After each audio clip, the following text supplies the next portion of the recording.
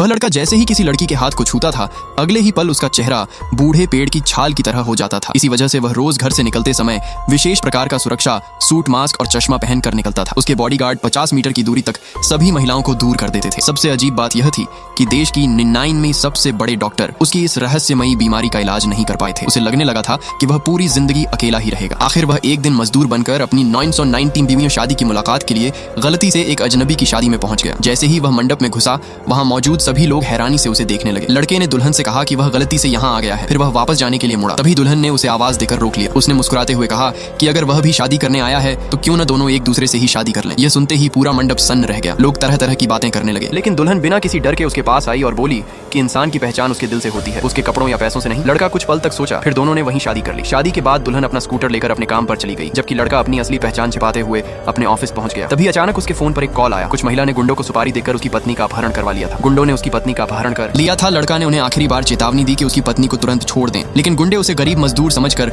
जोर जोर से हंसने लगे। अगले ही पल लड़का अपनी स्पेशल एयरफोर्स टीम लेकर वहां पहुंचा। सुरक्षा टीम ने गुंडों को सबक सिखा दिया। इसके बाद लड़के ने सिर्फ एक फोन कॉल किया और बड़े बड़े अधिकारियों को उनके पद से बर्खास्त कर दिया। कुछ ही मिनटों में पूरी कंपनी का नियंत्रण उसके हाथ में आ गया। तब वहां मौजूद सभी लोगों को पता चला कि जिसे वे गरीब मजदूर समझ रहे थे, वही देश का सबसे बड़ा सीईओ मालिक है। यह सच सामने आते ही गुंडों के पैरों तले जमीन खिसक गई। बाद में जब उसकी पत्नी ने घर पर उससे पूछा कि इतने प्रोफेशनल लोग आखिर कहां से आए थे, तब उसने अपनी असली पहचान बताने की कोशिश की। आगे क्या होगा? क्या उसकी पत्नी को उसके असली राज्य का पता चल जाएगा? जानने के लिए अपना प्यारा सा नाम कमेंट करें।